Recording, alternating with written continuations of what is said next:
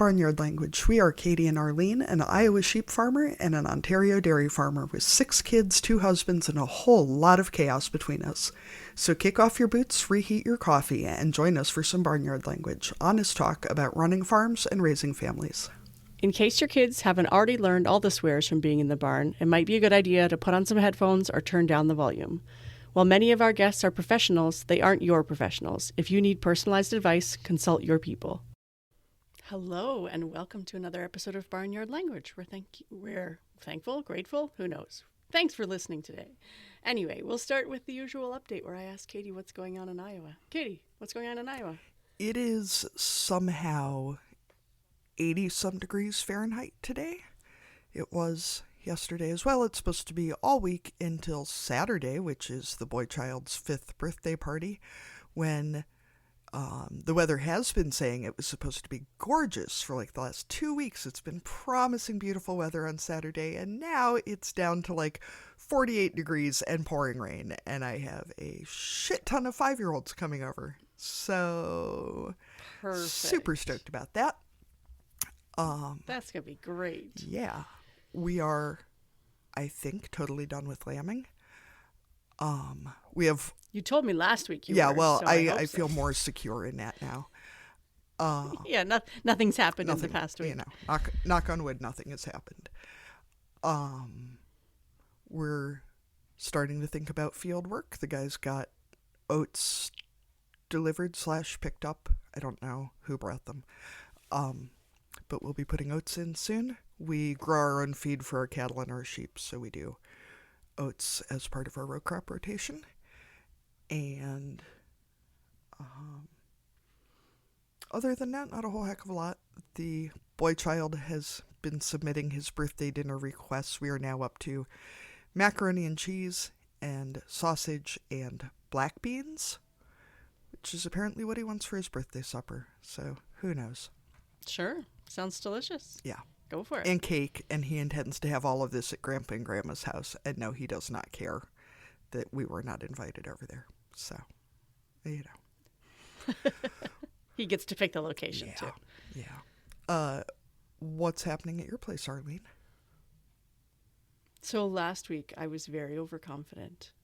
I talked about the fact that my husband was going away for a couple days and it would be fine, and that we had no interviews booked and I was going to have free time in my schedule. How'd that work out? That did not happen. It did not work out well. Yeah, so we got some kind of weird, crazy ice storm, which resulted in 2 days of bus cancellations. So those were my 2 free days. And it also resulted in a lot of power outages. So we were out of power from Wednesday afternoon until midday Friday.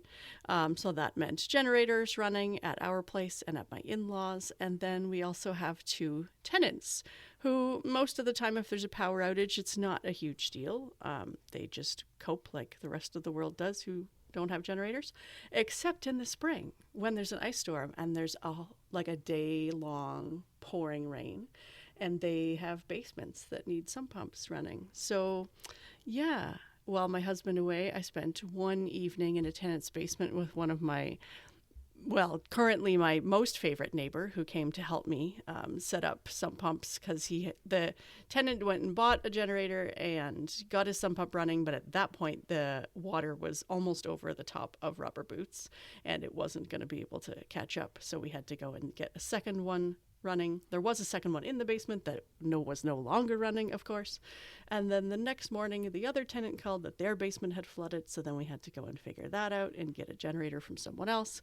And so it was not quite the smooth sailing that I was expecting, but it all worked out in the end. Well, except that the first house, now both the furnace and hot water heater got written off and we have to replace them. So that's an added fun expense because we didn't get the water down fast enough or quick enough. So yeah, just one more fun thing to add to the budget this month. Plus, it's always super fun to be standing in water and dealing with electrical things like a sump pump. Yes. Yeah, and extension cords, and someone else's old house. Because the thing with that house, my husband and I actually lived there when we first got married. It's like a 1920s house, but at some point there was a fire, and the house is actually built on an older foundation. So while that house was built in the 20s, the foundation is probably from the 1800s. So it's like an old stone foundation that, I mean, the water just pours in the spring. And we know that, like we live there too. But if the sump pump is not running constantly, there you can't stay ahead of that disaster. So yay. Yeah, we also have a lot of fun. Our house also has a stone foundation and a dirt floor basement. So I get that. New gutters helped a lot, and we are now in the process of figuring out how to put French drains around the outside of the foundation so that it channels the water away. But it is still, we have a permanent sump pump. There's always going to be there's going to be some moisture there no matter what in the spring. Yeah. Yeah, so that was last week. So that was a delightful. There was Easter too. What did you guys do for Easter? Fed my children their body weight in sugar, and then was surprised when all hell broke loose because they had been eating sugar for like 4 straight days. Shocking. I know, right? Yeah. No, every year we go over to my in-laws for Easter, which is convenient because they live across the road, so there's no traveling really. And my mom came up for the weekend, and we have some neighbors who don't have any local family, and their little boy is the same age as the boy child, so they came over and hunted Easter eggs and ate ham, and it was pretty chill. It's nice, we're not real ham and chocolate, perfect. Yep. All the major food groups, ham, butter, and chocolate. So animal fat and perfect. chocolate basically. Yeah, got signed up for our CSA share that starts next week, so that's very exciting stuff. We have some local friends who run a CSA, and I've finally decided that I like to garden. I like to grow vegetables. We have plenty of space. We have tools. We're well set up for it. I don't have the time or the energy, and my kids are too little to help. Yeah. And that's okay. I've realized that this way I can support a local business, and I get to see my friends every week, and I get a much wider variety of vegetables than I would get if I grew them, and I don't have to grow them. And you wouldn't have vegetables next week anyway. No, I would not. No. I'm guessing they have greenhouses. Yeah, they do. And they actually bought a retail greenhouse in their small town, so I can get all my bedding plants and that from them because I do still put some flowers in. And Saturday night was the 11th anniversary of my first date with Jim, and since our wedding anniversary is next month and usually in the middle of planting, we just kind of go out whenever we can. So we went out for supper, and that was lovely. And nice. So nice weekend. So great. I don't know. Yeah. Well, this week we actually have our third in a stretch of UK guests. We've had a good run of new voices on the podcast, so hopefully you've all been enjoying some cool accents, and this week we have another one. I realize that we need to get on a Welsh guest, and then we will have hit all 4 countries in the UK, and really... That's true, yeah. Well, yeah, Dr. Sean lives in England, but he was definitely of the Irish persuasion, so we're getting some good coverage. And Dr. Thebe also lives in England, but is Scottish, so... Yeah, that's right. If anybody has a Welsh guest that they would like to recommend, let us know, and we'll... You can live in Wales or England or anywhere else that you want, really. We're just looking for cool accents. Yeah. So, yes. All right. Exciting. Let's bring her on. All right. So today we're excited to be talking to Milly Fyfe, who's joining us from Northamptonshire in the United Kingdom. So Milly, we start each of our interviews with the same question, and this is a way to introduce yourselves to our listeners, and we ask, what are you growing? So for the farming folks, that covers crops and livestock. That can also include kids and businesses and lots of other things. So Milly, what are you growing? Well, firstly, thank you so much for having me on your podcast. It's nice to go across the pond and to talk to you in different time zones, which is really exciting. What am I growing? So we're here in Northamptonshire. My husband and I have 100 beef suckler cattle. So we're producing them for our local butcher. We have around 300 breeding ewes. We'll be going into lambing season in the spring. We're just currently scanning the sheep at the moment, so we know what we're going to have, so we can manage our business effectively and feed the girls what they need to be fed. We have some arable crop as well, so we grow grass for hay and silage, and then we have wheat and barley as well. And I also have some rare breed Gloucester Old Spot pigs. I do a little meat box scheme, and not so much a meat box scheme now, because after having, I was going to say, I have 2 children as well. So after having the children, it became a little bit more of a juggle to do the meat box side of things. But I do whole pig, half pigs for the freezers, and also a number of sausages, which basically are in the freezer all the time. So I've got access to them, and all my sort of neighbours and friends sort of say, "Hey, Milly, have you got sausages?" So I like to keep the local community well fed and well stocked with sausages as well. So yeah, I've got 2 young little boys, Angus and Dougie, who are 3 and 5. So they keep me quite busy. And then we've got a walled garden here. I'm very keen on growing my own vegetables. And it's something that I took from my father, who got me very immersed in organic vegetable growing from a young age. So I've got a little polytunnel in the greenhouse, and an area at the bottom of the garden where I like to grow everything from sweet corn to runner beans to tomatoes to lots of things. And I get the children very much involved with that too. And then my sort of farm diversification, as it were, is me, in the sense that I run my own PR and marketing business as well. So when I'm not sort of doing all the other things on the farm or raising the children, I'm supporting of a food and farming business with their own PR and marketing, which is all very exciting. And that's sort of really what helps to pay the bills. Yeah. Doesn't sound like a lot of time for sleep or anything, any of those other things, though. No. Well, I'm a firm believer of asking a busy person to get the job done, and that's, I think why a lot of people call upon me for their help. But I'm now getting better at kind of diary management and actually blocking out time and thinking, actually, is this best use of my time? And now I'm starting to learn to say no to things. Yeah, so that's a good skill to have. So since we have lots of farmers listening, that we always want to know what kind of cows, what kind of sheep, all the details on breeds and all that kind of stuff. Yeah, sure. So the beef cattle are continental cattle, so normally a Limousin cross, or we also have some Angus as well. We don't have a stock bull on the farm at the moment. My husband does a lot of the artificial insemination himself, which for various different reasons is quite a good help. We did used to have a small herd of pedigree British Blues as well, but they weren't particularly easy calving, and we had quite a few high and heavy vet bills with a lot of caesarean sections. So we've kind of gone away from them a little bit. But the butcher seems to like our Limousin cross, so we kind of stick with that, really, and stick to what we know in that respect.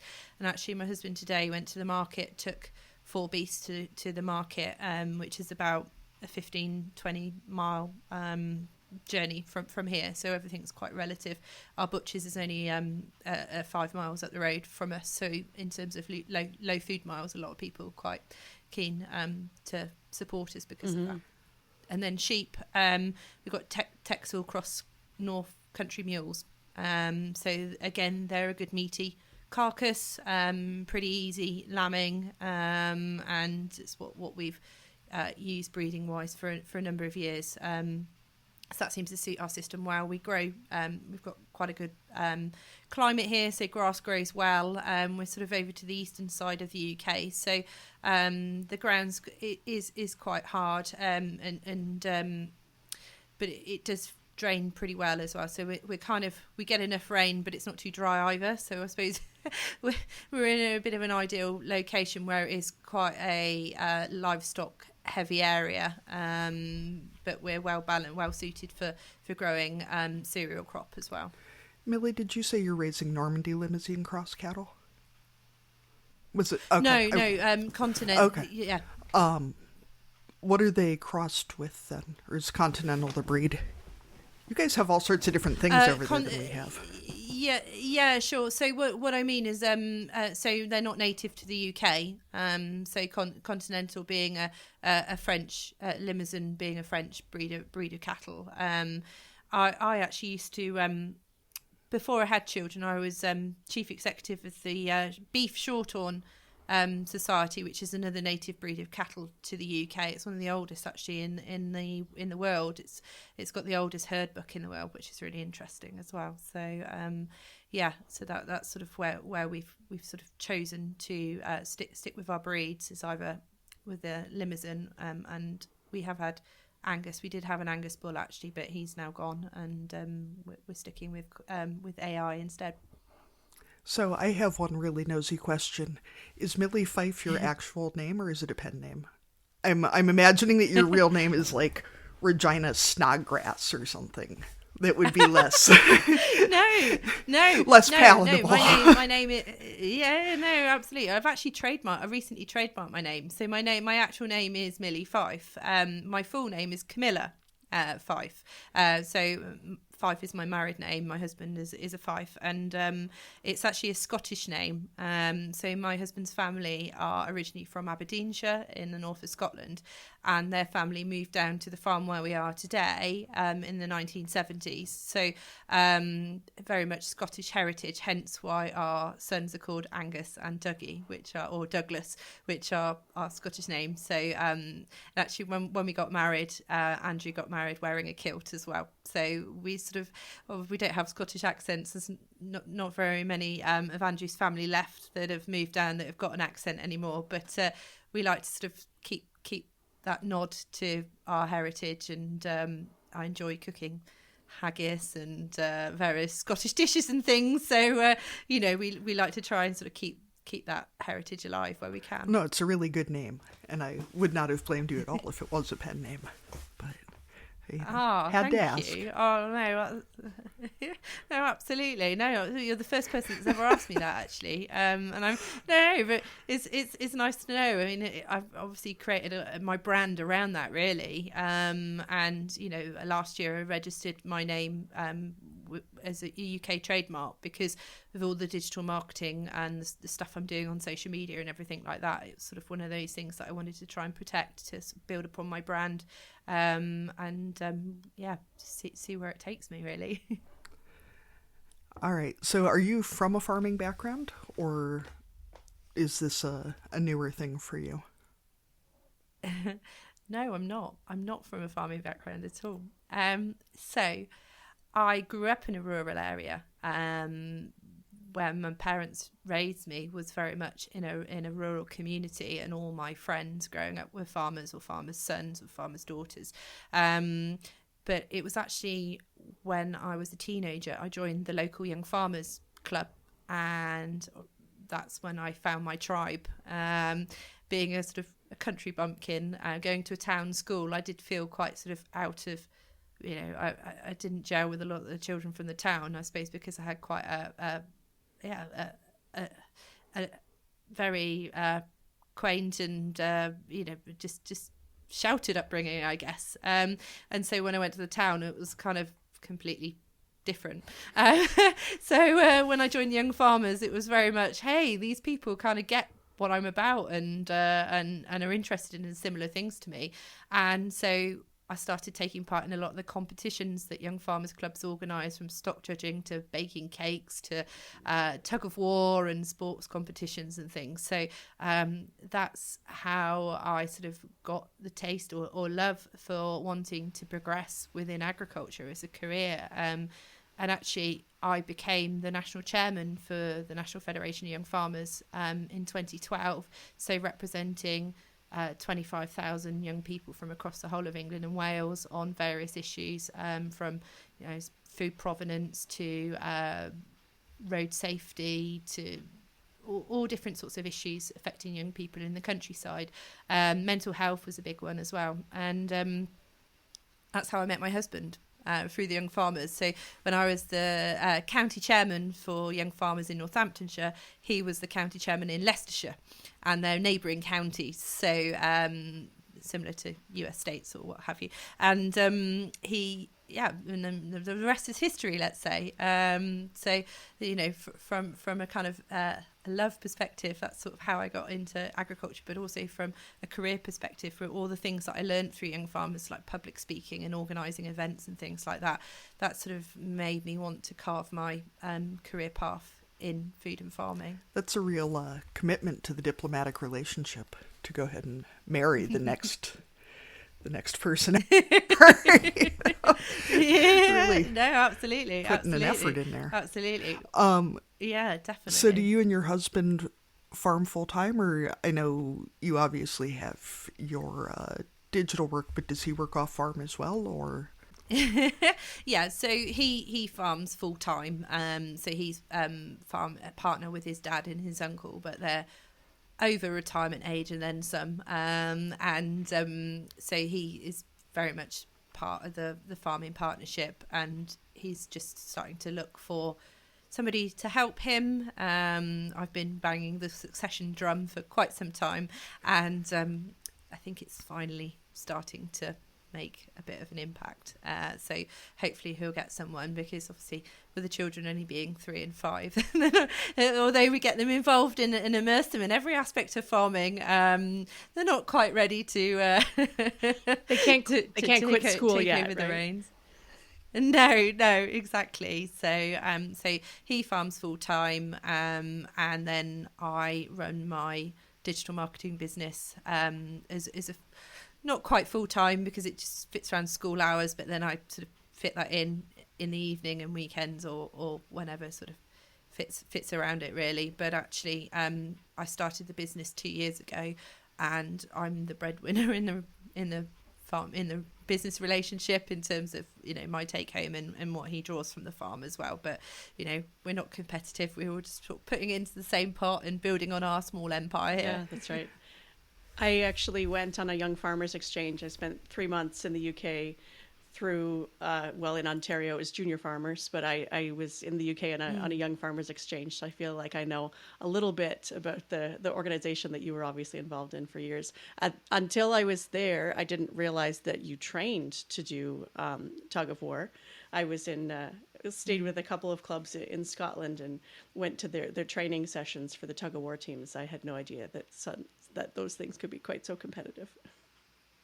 Oh yeah, it is. There's a whole association, and you can have affiliation, and you get it's quite competitive. I always look back on that summer as one of the best summers of my life for sure. So I still keep in touch with a lot of the families I stayed with. So I've got soft spot in my heart for Young Farmers for sure.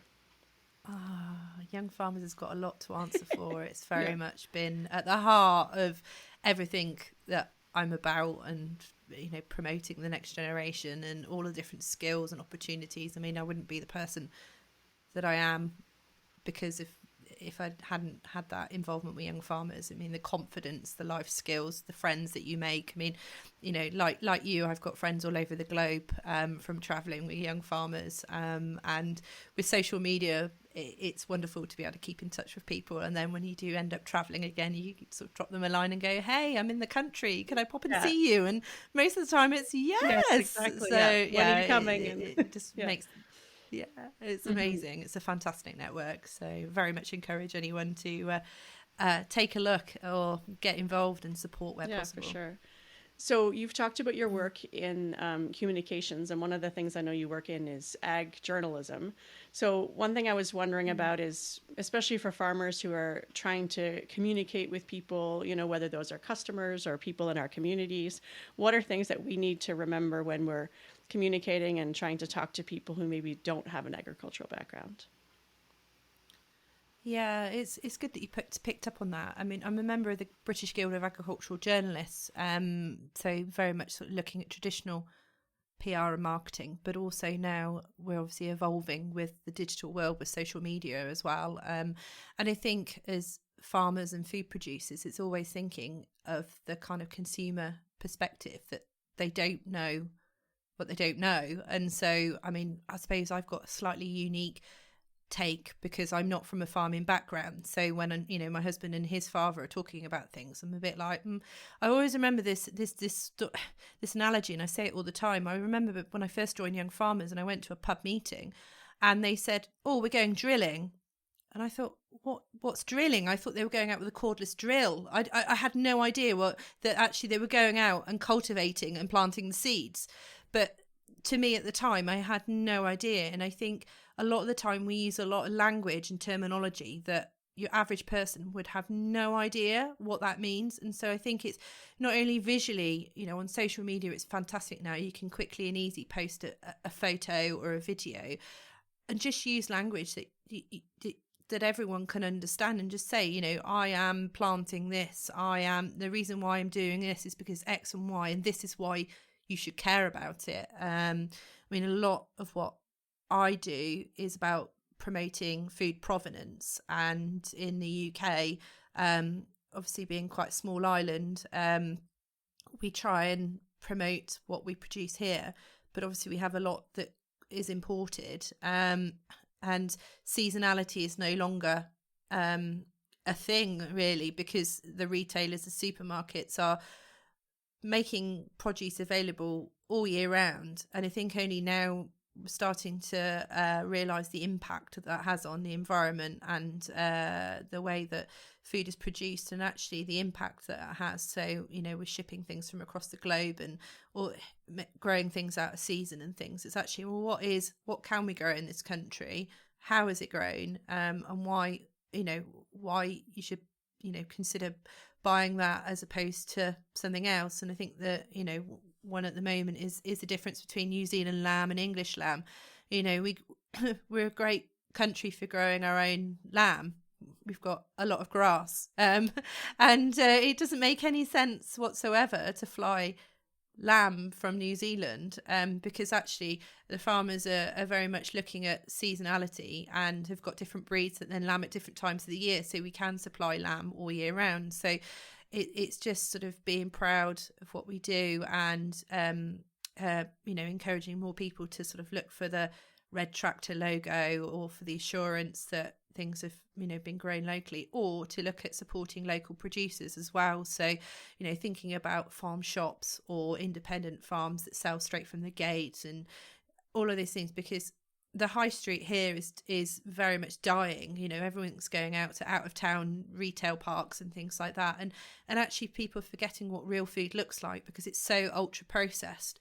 And so a lot of what I do with my food blog, my podcast, and now my ebook is basically, you know, shining a light on producers around the UK about what they're producing, and how you can make that into a meal. And I know we are all busy, and I mean, it's really hard. You've probably got farmers listening and think, I haven't got time to like tell everyone what I'm doing.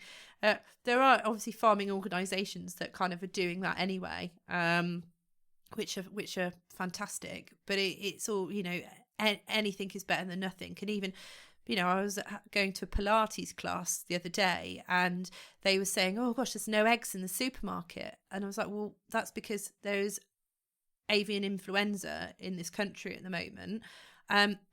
But that's not the reason why there's no eggs in the supermarket. It's because the supermarkets are not paying the farmers the cost of production or more, so they're unable to fulfill those contracts, and they're not going to produce eggs at a loss all the time. They've taken a stand and they've had enough. And they were like, oh, we just thought, oh, it's because of avian influenza that there's no eggs. And I was like, no, we've all got eggs. And they now, a couple of the ladies in my class are now buying eggs from me direct, because I should have said that before. I also have 25 hens that we sell eggs at the gate, again, to our neighbours. And people appreciate the freshness of those eggs. I mean, a lot of the time the eggs that are in the supermarket could have been sort of sat around in warehousing for anything up to a month or what have you. So the difference in terms of when you crack an egg open, you can clearly see how bright a fresh egg is, and it's just things like that. It's reminding people that, you know, if you're buying direct from somebody, you're not only supporting them, but you're probably also supporting their local community. You're helping to support their family. You're helping to build the fabric of local community. And one thing that I always say is that it helps with things like tourism, keeping people in jobs locally as well, and keeping all the amenities open, because if people cannot find work in the area in which they live, then obviously they move away, and then that area becomes pretty isolated and nobody, and dead really. So there's a whole host of reasons, I think, why, I feel it's sort of part of my duty to do that. I sort of feel empowered to do that because I enjoy growing food and talking about the journey from how it's gone from the field or, from the farm to the supermarket shelves or to to your plate, and how you can do that in a fun way, especially if you can involve the children too. I know one thing we're seeing here too is that eggs are up to $10 a dozen in a lot of stores, which is between a 300% and a 1,000% increase. Last year you could buy eggs for 99 cents a dozen at, Aldi or whatever. So we're seeing more and more farmers that are doing more direct sales, but then you have to actually sell the product beyond just taking cash for it. You have to let people know what you have and to market that. And most of us don't have PR departments or advertising departments or whatever just sitting around waiting to do this. I think this moment, though, is a good reminder to people to say, like, there are impacts that impact farmers, and sometimes you might have to pay a bit more, and it's all, like, I know there's a notice up in the grocery store that lettuce is more expensive right now because of, weather patterns in California or whatever. Like, I think that we need to acknowledge that, whether it's local or in the grocery store, there are seasonality, there are animal diseases, there are impacts on what food costs, and for so long it's just been like, this is the price. And we need to acknowledge the fact that when things cost more, farmers need to get paid more, and it doesn't always have to trickle down to, oh well, they just get paid the same amount and the grocery store makes more, or we just we can't, or the processors just saying we can't afford to pay you more, that's what the contract is, kind of thing. Well, it's like, if the price goes up, why do the farmers always have to be the one to take the hit, right?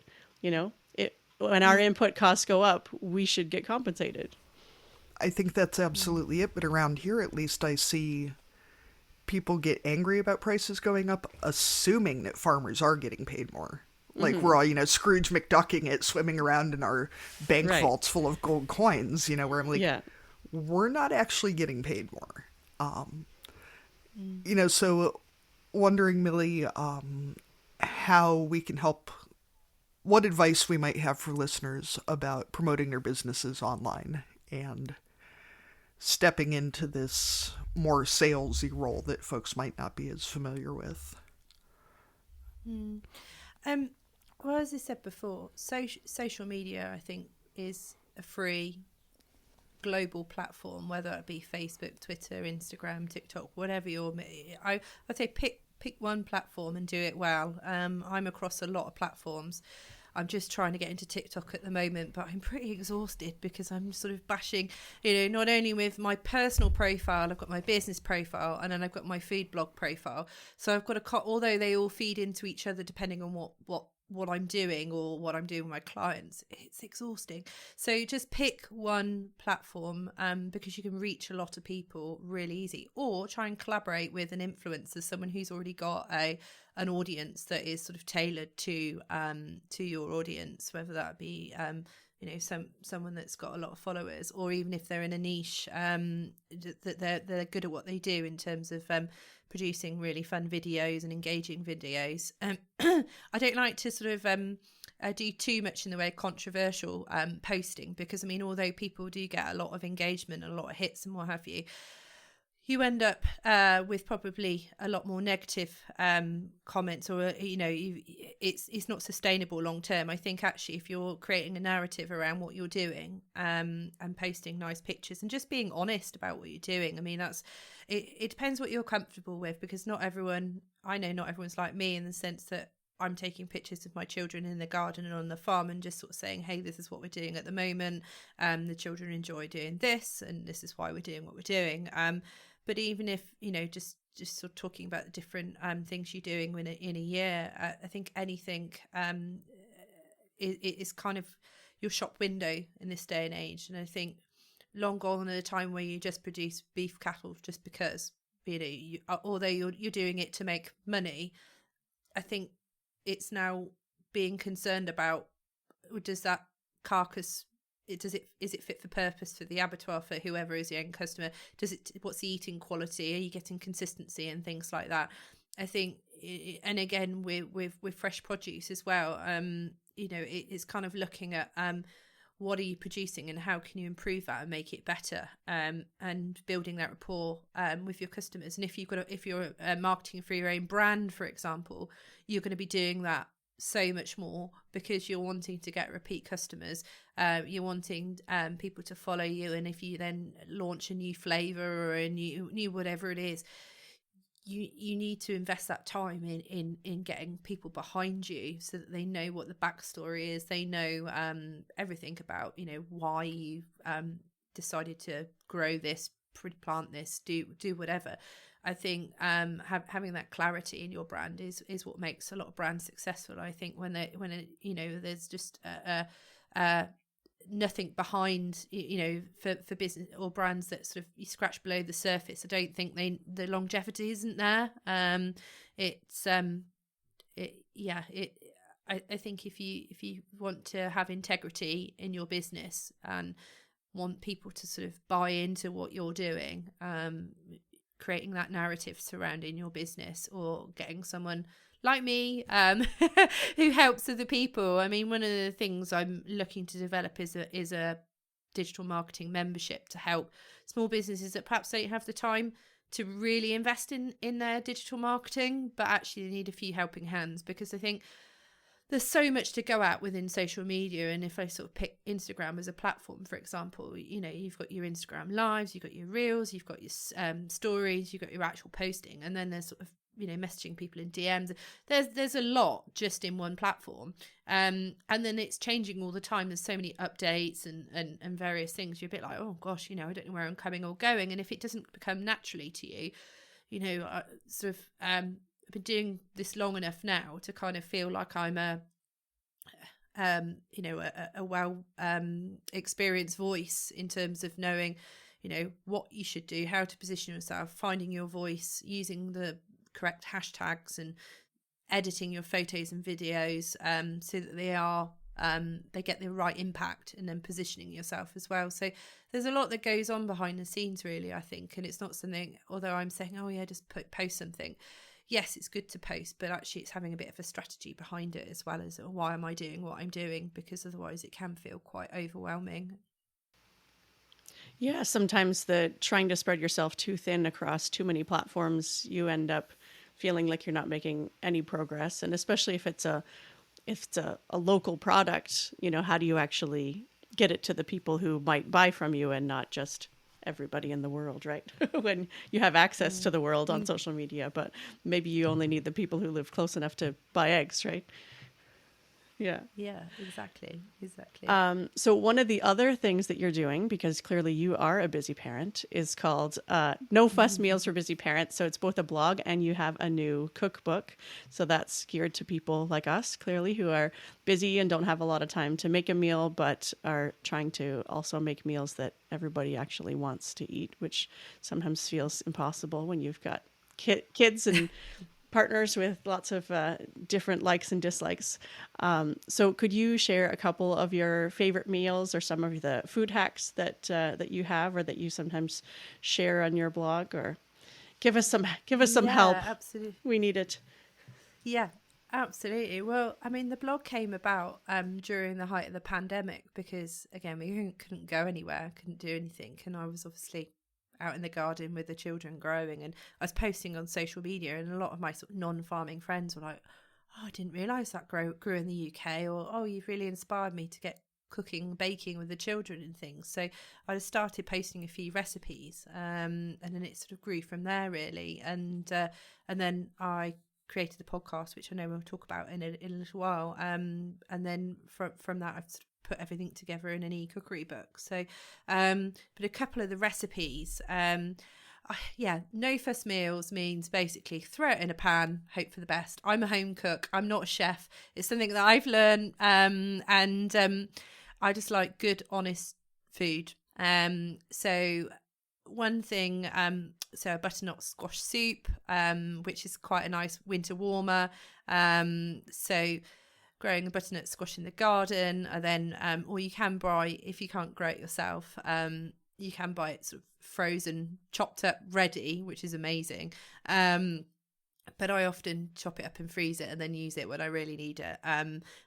So roast that in the oven with some sea salt and some chili flakes, and then once it's sort of nice and roasted, put it in a pan, whiz it up with some cream and some chicken stock, and I often throw in a little bit of chorizo as well, if you're a meat lover, and serve that with some bread.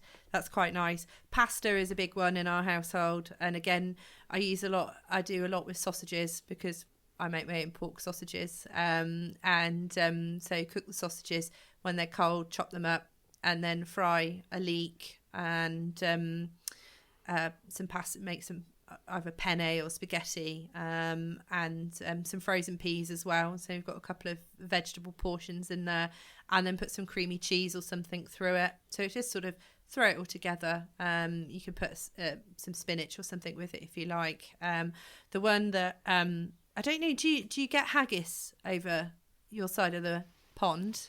Cause, we can. It wouldn't be like regularly available, but yeah, like maybe around New Year's or like Robbie Burns Day, you might be able to find it. Yeah. In Canada, anyway. Yeah, exactly. Yeah. So I did a competition about a year ago where it was a burger off, they called it, and not to be mistaken with the swear word. I wanted to, one of my life mottos is dare to be different. And everything I do, it has to be, I don't follow the crowd. I like to do things slightly differently. And I thought, what can I do that's different but true to my roots? And obviously a nod to my Scottish family roots and everything. So I thought, I'll try haggis burger. So I made my own haggis burger, basically with combining a haggis and beef mince, and then topping that with some onions, some mozzarella cheese, a bit of a whiskey sauce. And out of, it was 35 or 40 of us, I came in the top 10, so I was quite pleased with that. So it was sort of a spin on haggis, neeps and tatties. So I made some potato wedges, and then I did a side with the Swedes and the neeps to make a bit of a dip for the wedges. So that was quite nice. But I mean, since I first started, my repertoire has sort of grown a little bit, and so now I do a bit of a star rating, because before, when our children were really young, it literally was chuck it in a pan, hope for the best. Whereas now, not only have I wouldn't say I've got more time, I suppose I've got the ability, or I've got the desire, I suppose, because I'm doing a lot more blogging, I'm getting a lot more creative, and I'm working with a few food brands and things, so I kind of need to get a bit more creative.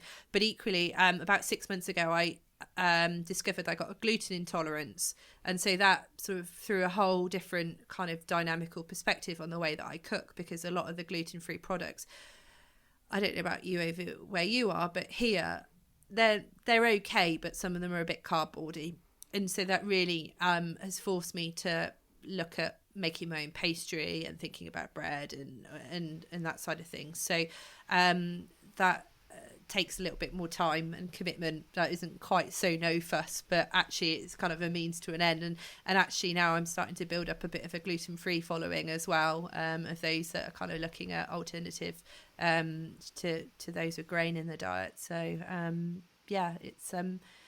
it's always evolving. Let's say. I know there are some gluten-free products, but a lot of them, and I'm sure it's the same where you are smaller packages and more expensive, and so it's not just that the taste Definitely. isn't as good, but it doesn't go as far either if you're trying to cook on a bit of a budget. So Milly, for our American listeners, can you explain what a haggis is? I happen to know, but I don't want anyone to miss out on this delightful culinary tradition. Yeah, exactly. There is a few jokes about, oh, you go out into the bush and you shoot one. But I'm picturing one blobbing around. yeah, exactly. This sort of little hairy sort of mythical creature or what have you.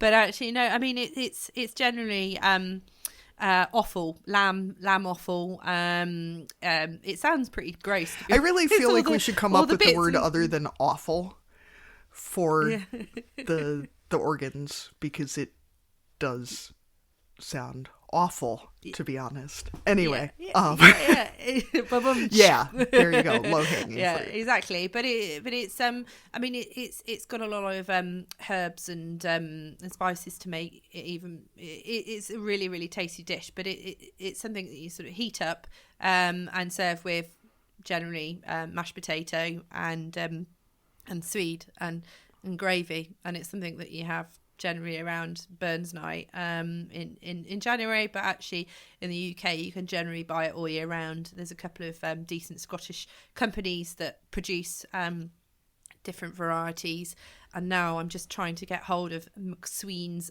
gluten-free haggis, because again it's got various binding agents in it that obviously mean I can't eat it. So but it's really, my children really love it actually. I mean, it doesn't look a lot when you put it on a plate as well. It doesn't look the most appetizing. I'm not really selling it here, but actually it's one of those things that you can, the proof in the pudding is in the eating, let's say. And actually when we got married, our starters or our canapes were little haggis, mozzarella cheese and cranberry phyllo parcels, and they were super tasty.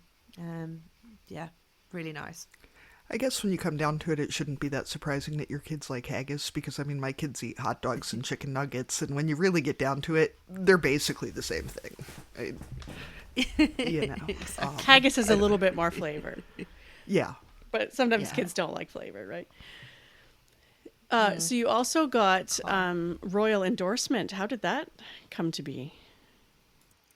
Yeah, so when I decided that I wanted to produce a book, so I've started off with an ebook, which is pulling together all the recipes from the food blog, but also the podcast. So I have a podcast called The Countryside Kitchen Meets, and I mean that sort of came about because I was interviewing farmers for the food blog with a Meet the Producer piece, and you know what it's like. You start talking to someone, you realise I haven't got enough characters on a social media post to kind of write everything about them, and they're just so interesting. So within the podcast as well, we talk about recipe ideas and things. So I wanted to kind of bring everything together in a product that I could kind of market in a way, in a new format, really, so that different people I could reach out to inspire them to cook from scratch, or at least have a better awareness of where food comes from and how it's produced. And so over the years, I've worked for various charities. Before I obviously launched my business, I mentioned before, I was chief executive of the Shorthorn Society, and Princess Anne is the patron of that organisation. Prior to that, I was working for a royal farming charity. Prior to that, I was working for an international development charity, and Princess Anne was the patron of that. And with one of my clients, which is an awards charity based in the UK that gives awards to the elite farming leaders who have gone over and above the call of duty, really, in terms of work with charity, work with education, work with research and development. And so Princess Anne is the patron of that. And I organised an awards ceremony last year in the House of Lords, the House of Parliament.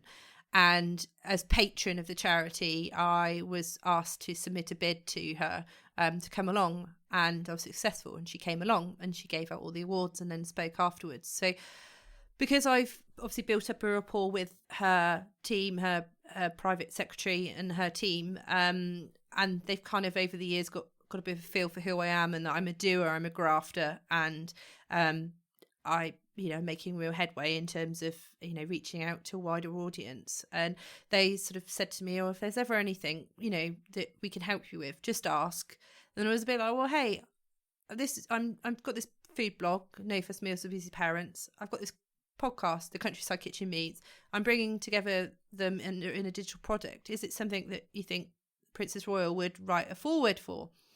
And they went away, and a couple of months later I got an email with a foreword basically endorsing the book. And Princess Anne in her own right is a farmer, and whenever I meet, I've had the privilege of meeting her probably 15 times now. I've met her quite a few times, and she has her own Gloucester Old Spot pigs, which is the same breed of pigs that I have. And so that's sort of generally where we always start our conversations from. And so I thought it's a very good fit to have her. And I mean, to have royal endorsement is out of this world, really. And so, that forward is there in the book, basically supporting the projects and encouraging people to cook from scratch and share meals with their families and friends. So yeah, it's I was delighted. Well, I cried. Oh, I bet. When I got that letter. It's neat to see how, you never know how the steps along your life are gonna connect, but obviously all those,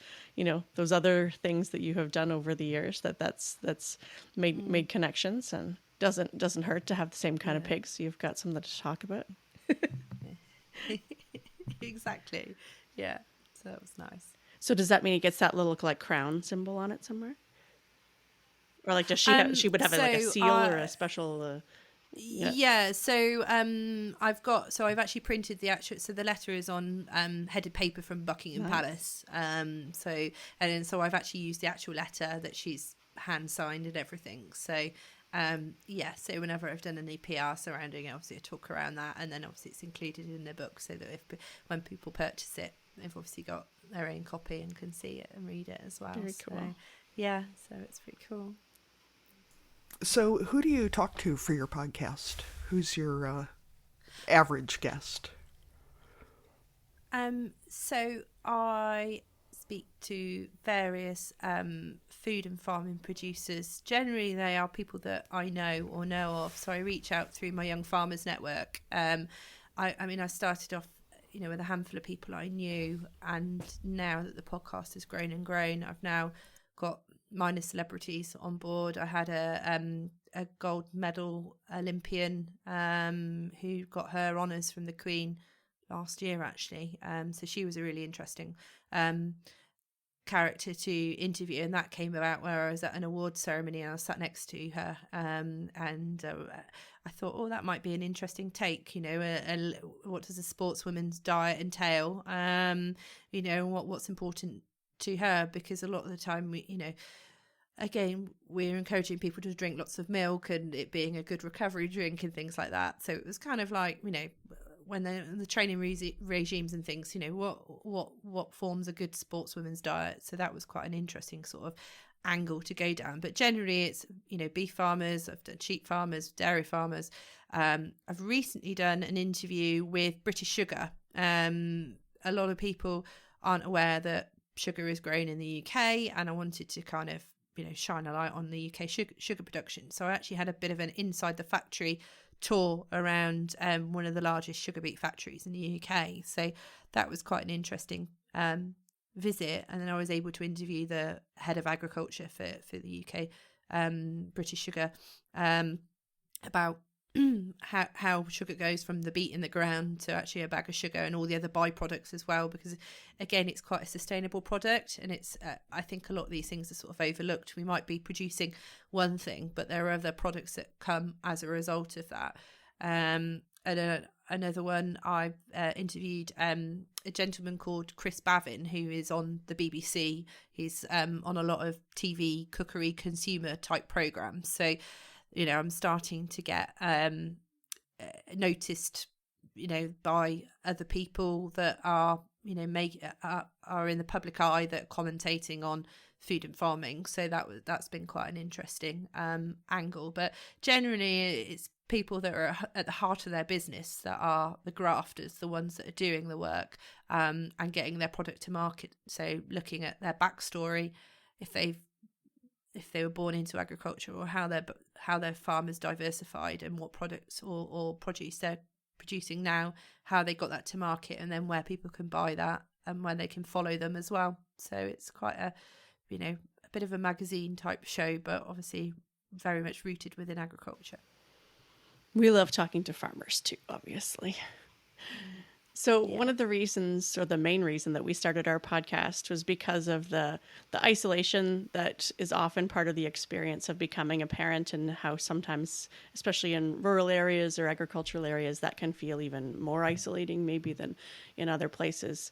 I know your kids aren't all that old, but what was your experience like in the early months, like going from no kids to having kids? What was that transition like for you? Bloody tough. Yeah. Sounds right. Yeah. Well, it's funny you should ask me that, and I'm sort of getting a bit emotional thinking about it, actually, because I had quite a traumatic time with both of my children. The first was born by emergency C-section, and then my second child was only 15 months on from that. So I had two, and he was a planned C-section because he was a big baby. And after having the first and having them close together, it just wasn't an option to go for a natural delivery. And I'm actually still recovering now, 5 years on, from those surgery. I'm still having a lot of treatment because of the trauma that it had to my body. But equally, my second son, Dougie, had a very bad case of silent reflux. And so from birth, I had to carry him. I had to strap him to me. I couldn't lay him down. So I had a 15-month toddler and a newborn who wouldn't sleep, I just couldn't do anything with. So I was basically in survival mode. And I was obviously trying to recover from major surgery as well. And it was pretty shit. And it was very lonely and isolating. So I completely get it. And in fact, I've done quite a lot of campaigning on mental health awareness and isolation in the countryside. And the one, part of how my business has evolved is because I'm quite a creative person, and my mind is always on the go, and I always, I want to make a difference. I'm always, I don't like to sit still. And although I've, spent like us all is spending a lot of time and energy, obviously raising our children, I wanted to, that sort of desire to help others and make a difference sort of continues. And I set up a women's platform, a digital platform, where they could sort of air their troubles and what have you in a safe environment, because at the time I felt like I was on my own, and this was before the pandemic. Actually, during the pandemic, I didn't feel so lonely because everyone was working from home and walking around the village, and they were around a lot more. It's gone back to almost being like everyone's bogged off back to work and done that now. But obviously I'm in a different stage in my life now, and the children are at school, and I've got a different sort of network of friends and what have you. But I think until you start talking about your situation, you don't necessarily realise you do feel like you're on your own. And actually, when you get talking to somebody, you realise, they've gone through that, or they've appreciated that, or and it doesn't have to be as hard. But I think at the time, when you're really struggling to care for two young children, I mean, your husband just sort of wake up in the morning and out the door and in the yard, and although he's around, he's not there. And his family, they just get up and farm as well. So although I always remember the day we got married and his family said to me, "Oh, welcome to the family." I've never felt so lonely in all my life. And I sort of think, well, it has been really tough, and I'm still going through certain challenges with all of that now. And that's sort of embedded with succession planning and, all of that. And there's only certain challenges that you can, battles that you can pick, isn't there? So I kind of feel like, well, I'll put all my energy into raising the children and then into my business, and I'll support Andrew where I can. But actually, my help around the farm with my in-laws isn't particularly welcome. So there's all those kind of emotions and thoughts and feelings that surrounds motherhood. but I now feel like I've I'm feeling a lot better, and obviously the kids are absolutely fantastic. They're so full on, but they're lovely. They're absolutely lovely, and they're a real, they're a joy to be around. And the youngest has just started primary school, and the youngest will start later on this year. So there's only one school year apart between them. So they're really fun to be around. And I think now that my health is improving, I've still got a little way to go in terms of being fighting fit, as it were. But it's tough, isn't it? And I think we don't talk. I mean, it's hard to talk about. I mean, personal stuff, right? But when it comes to birth injuries or, recovering from C-sections, it's just like, oh, well, everybody has babies, so you just carry on. But it's like, there are so many women who suffer for years after having babies. It's not a small thing. It's a traumatic process, so many of us are embarrassed to talk about it or don't feel like you can share it, or you don't want to talk about someone who's about to become a mom because you're like, oh, well, it might not happen to them. I don't want to scare them. But then if it does happen to them, then they're in this, like, am I the only one? Because no one told me it could be like this.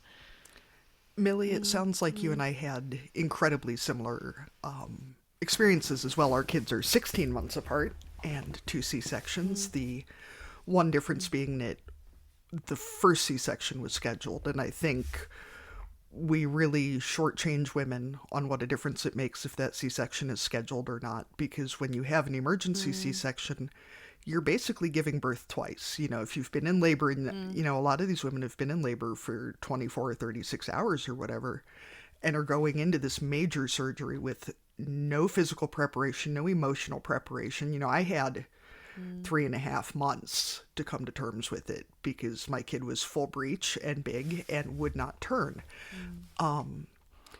But this determination of failure almost that we put on women, that if you have a C-section, it's because, well, you tried, and then people give you this look like, well, as long as you breastfed, and then if that doesn't work, then it's, well, as long as you didn't X, Y, and Z. And, eventually you're just checking these things off. Like, I am a complete failure. Please just take my children. And so for me, that's been the biggest reason of doing the show is, yes, the physical damage that we do to women by, especially with C-sections, assuming that it's totally cool to just let them figure it out, and especially if you've got one at home already and then you send them home with another newborn, 3 days after literally taking internal organs out and digging around in there, and then, for myself being medicated for postpartum depression, it was then, I don't know what, partum depression, because I went straight from postpartum to a second pregnancy in a very short time. The pressure we put on people to do what's best for the baby with zero regard as to what is reasonable, let alone best for the mother, and how important it is to speak out about how messed up that is. That it's, we put so much pressure on women to just be fine with everything, and as long as the baby's okay, cool, I have ceased to be a person. So, and I know for myself at least, I mean, I love my in-laws and we have a great relationship, but it feels very much like, well, I have value because I produced heirs for the farm, and I have value because I bring in money, and I have value as long as I keep my mouth shut other than that. And it is very, I know it is not intentional on their part, and I'm sure they would be very hurt to feel that I even subconsciously feel that way, because I think they've made an effort not to, but it's still very much, your role changes a lot in the family when you pop out a couple kids. And if you're also bringing home even a large percentage of the family income, it definitely changes the dynamics in the whole family situation. So I get you. Our kids are just 6 and almost 5, so we are very much in the same place in life, and it is a lot. In the same groove, yeah. It is a lot. Yeah. I always remember getting my maternity notes, and they put failure to progress because I was fully dilated, and Angus, my first, was basically got stuck in my pelvis as I was trying to deliver him. And to read that in my notes, I was a bit like, well, I wasn't like, I totally get what you're saying. You're not mentally prepared for it. I was never, I did all the hypnobirthing and I did really well. I got, I did all of that, and then he got stuck, and so he had to come out the sunroof, as it were. And I always remember my mum saying to me, "Oh, I knew you'd have problems," just as if like, oh, she couldn't do it now, And I just thought, that's such a horrible. It's always stuck with me. And the major abdominal surgery that you go through, and then you don't get any help and support and advice afterwards. They just stitch you up, and then here's a leaflet to read, and off you go. Well, I've just been referred, so I'm having acupuncture. I'm now going to Pilates classes to help build up my core again, because I don't, you don't realise that you've lost all that ability, that because obviously they've sliced through every kind of internal wall of your abdomen to lose all that strength. And then I've just been referred to a scar therapist, because I've also been seeing a physiotherapist that specialises in pelvic health and everything. And she felt my scar the other day, and she said, in my sort of 15 years of me doing this job, I've never felt such a thick band, and so I live in chronic pain daily, and I have done since I had the children, and I have terrible sciatic nerve pain, and then I have this pain in my lower abdomen just under the scar.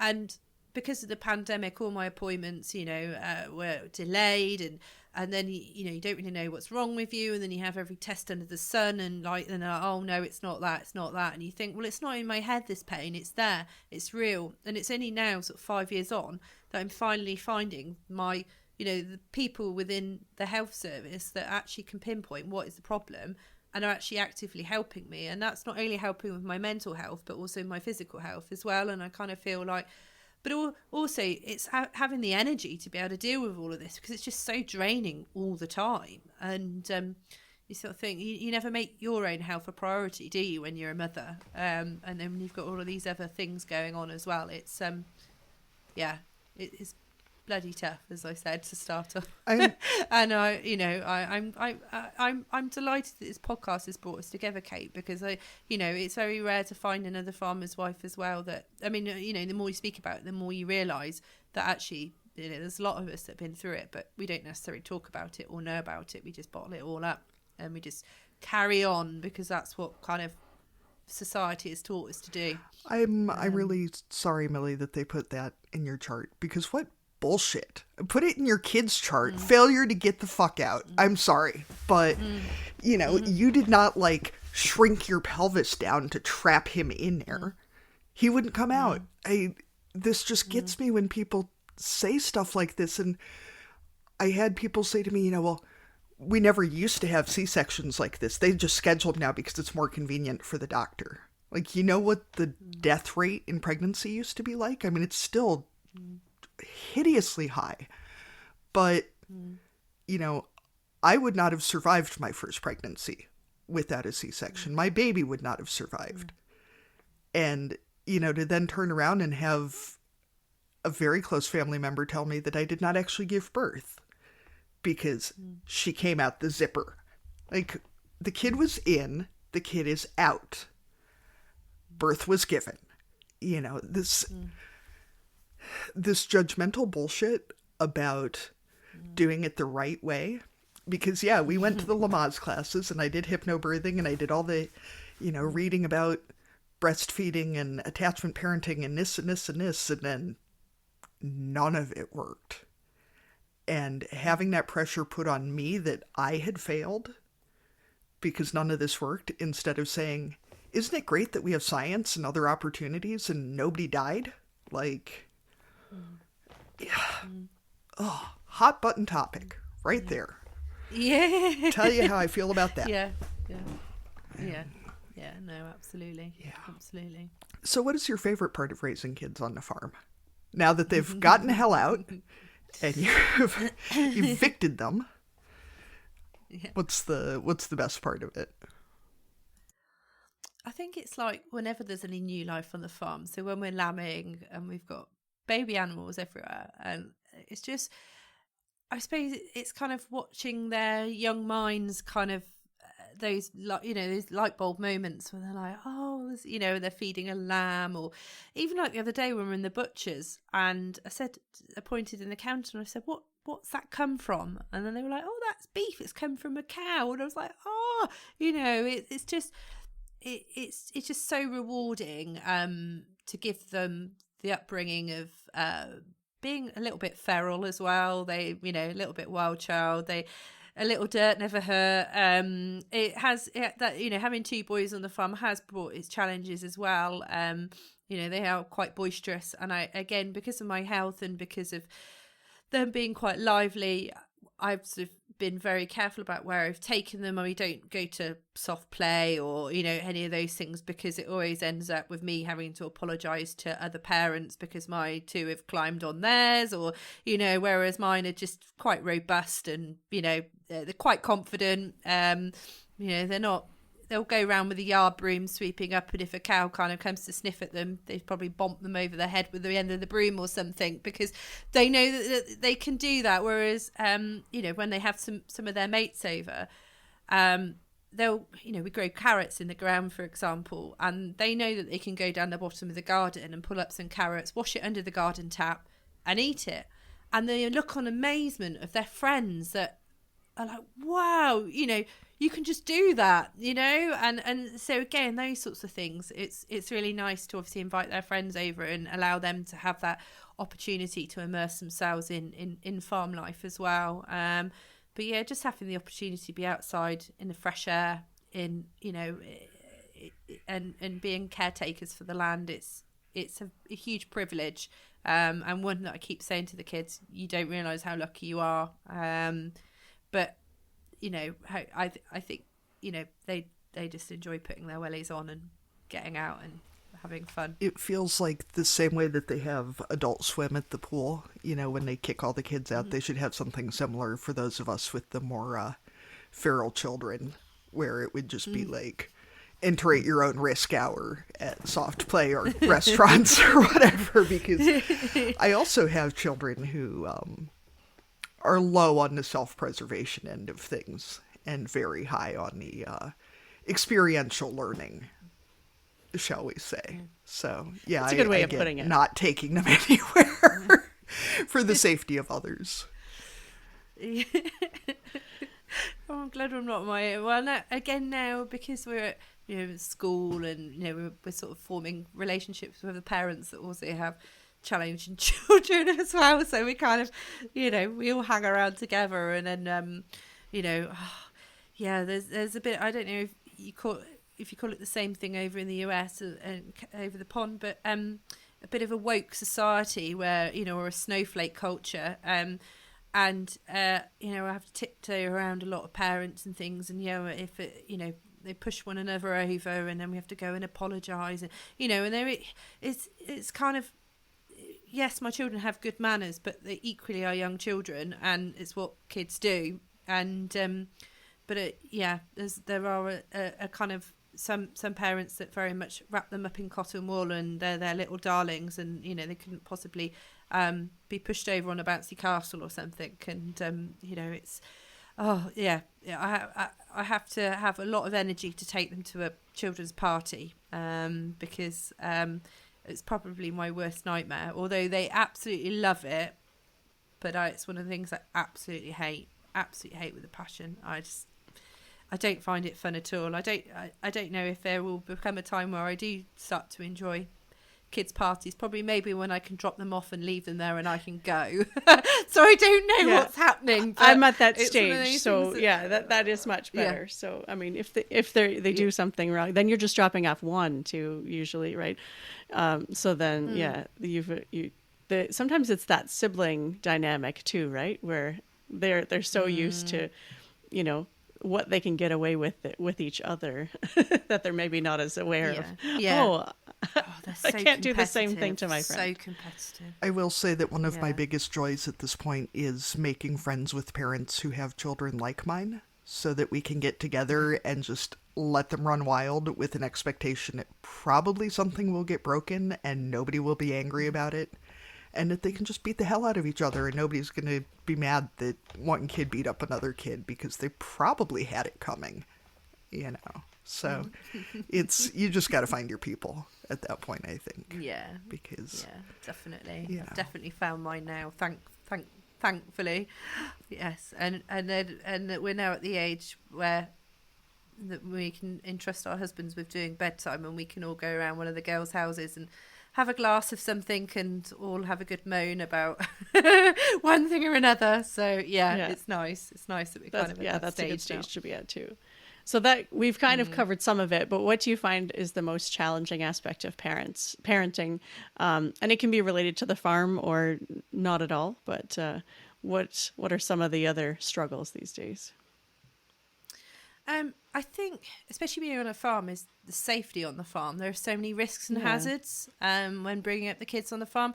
They don't necessarily see the risks and dangers from, anything from moving machinery to, they want to go and jump and play on the bales, but, jumping from heights and grain stores and chemicals and animals and all of that sort of stuff. They don't see it. And I mean, we just had our yard reconcreted just before Christmas, and so now they absolutely love whizzing around on their bikes, which is really nice because they're in an area where I can see them, and they've got their little helmets and things like that.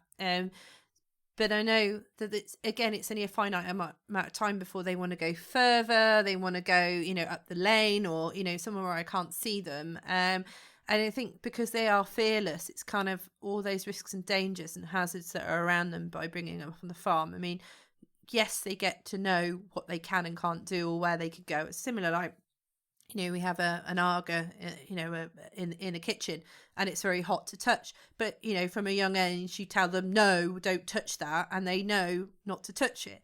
And it's making them aware of the do's and don'ts around the farm, isn't it? But they ultimately do push the boundaries, or they get carried away, or, and it's kind of, it's not like you've got a small enclosed garden and you know that they're going to be on the swings and slide and that's where they're going to be. They can get into all sorts of trouble. That it does worry me quite a lot. And doing a lot of work with the Farm Safety Foundation here in the UK, and knowing, I've got friends that have had very serious injuries because of operating machinery or doing things that they shouldn't have been doing.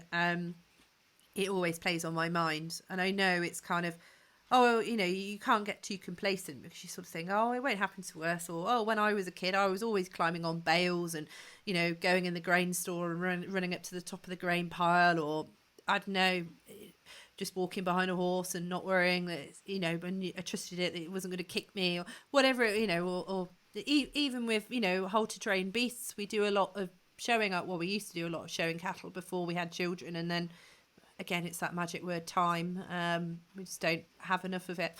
But even animals can be so unpredictable, and so I think for me that's ultimately is one of my biggest challenges. I think being a parent on the farm, and I can see you both nodding your head. Yeah, absolutely. It's and I sometimes get frustrated, people are it'll be fine and we all survived, and it's like, well, yes, if you survived, you can say it was fine, but we know that there are kids that didn't, and there are, once you know that people have gotten hurt and died in these situations, it's hard to pretend that it'll be okay. I mean, I know to a certain extent we do have to let go a bit, but Yeah, we also have to be honest about the risks that are out there, right? Because it's great that our kids are confident around livestock, but they also have to know that cow can turn on you. You know, like my husband has had broken ribs from cows. So why should I just assume that my toddler would be okay to just wander in there, you know? Like it can happen in a second. But yeah, it's also that line of like you want them to have confidence. You want them to want to be involved. But yeah, figuring out where the line is hard a lot of days. I think, Arlene, I struggle a lot with the flip side of that when people say, well, just tell them not to. You know, because we know that 4-year-olds always do what we tell them to. Oh, yeah, for sure. And you the know, first time. Yes. And we're in a position where if I tell my kid not to do something and then they do it anyway, we're not talking about a dish getting broken. You know, we're talking about them getting run over by a tractor. You know, we're talking about much bigger consequences. And I feel like that's something that we really miss talking to non-farmers about the things that we deal with too, is that a lot of the consequences of our kids' actions are potentially much bigger than they are if you live in the suburbs. So anyway, that was a fun little side. So Milly, we ask all of our guests, if you were going to dominate a category at the county fair, what would it be? And categories can be real or made up to ensure that you win. At the county fair, well, I think as a food blogger and podcast, you know, I think it would have to be some baking related competition. I remember back in my young farmers days, I used to win the bread baking competition. So I haven't made bread for a little while. In fact, now I often cheat with a bread maker. But everyone keeps saying to me, "Oh, you should go. Do you watch the Great British Bake Off? Do you get the Great British?" Yeah. So everyone's like, "Milly, you need to apply. You need to go on it. You need to." I'm like, "Yeah, but the amount of time and, you know, people like, you have to take months off work to do all of that and stuff." And it's all the fancy stuff too, right? Yeah, exactly. Not just taste good, but also look really good. That's a whole different thing. The presentation side. Yeah, exactly. And now with the gluten intolerance as well, I'm like, oh God. But anyway, yeah, I would dominate definitely the cookery. That would be me over and over. Although I do get so competitive. I said to my husband the other day as well, when I'm growing old, I really want to do the giant vegetable growing competitions. I love growing veg, but I just chuck it in and hope for the best. It's not much, you know. I don't sort of worry about it too much. I just hope for the best, really.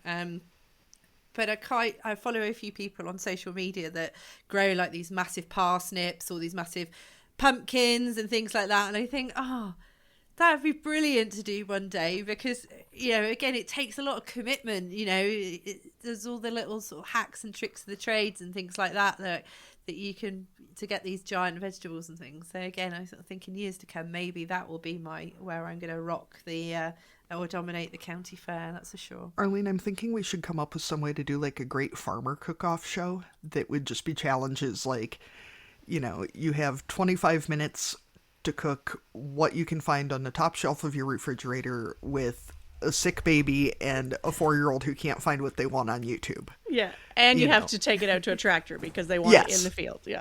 Yes. Yeah, exactly. Or, you know, you have to come up with something for a potluck that looks like you normally cook like a grown adult and aren't just microwaving chicken nuggets every night. Yeah. You know. Yeah. I feel like we could really get somewhere with something like that. Yes, there would definitely be lots of creative entries, I'm sure. So I'm going to go ahead and move us into our cussing and discussing segment. We've registered for an online platform called SpeakPipe, where listeners can leave their cussing and discussing entries for us, and we will play them on the show. So go to speakpipe.com/barnyardlanguage and leave us a voice memo, or check in the show notes. You can follow the link there, or you can always send us an email at barnyardlanguage@gmail.com and we will read it out for you. Katie, are you cussing, discussing, both? What have you got for us this week? Bills. I don't mind paying them. I'm thankfully at a point now where we have the money to pay the damn things. But why do they come just randomly? And I got a very rude voicemail from a medical company on December 30th for a bill that was apparently sent December 15th that I received on January 7th, despite the fact that it was due on January 5th. And Arlene knows because I sent her screenshots. I owe them $7.73. I'll give them the damn $7.73, but how does this make sense? Yeah, yeah.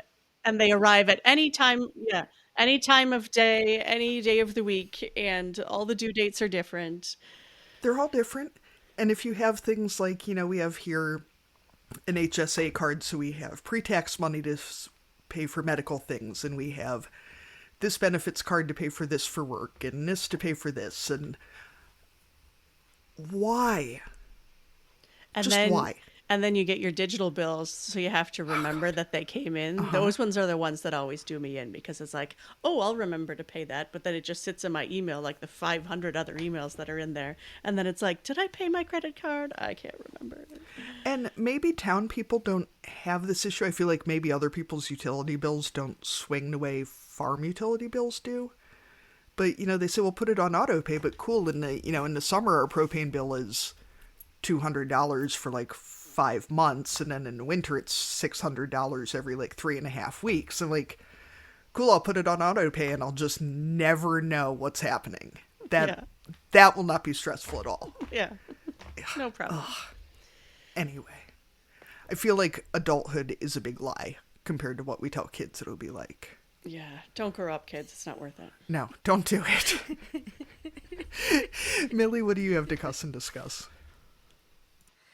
Well, I feel your pain when it comes to bills and emails and the overwhelm of life admin. But I've actually recently got a lady to come and help me for a couple of hours a week, just to sort of go through all of that drudge, because I just can't keep on top of it anymore, and it becomes so overwhelming. And you've got all of the farm stuff, all of the kids stuff, all of the business stuff, and then you've a little tiny bit for you to like enjoy life and do something that you might want to do.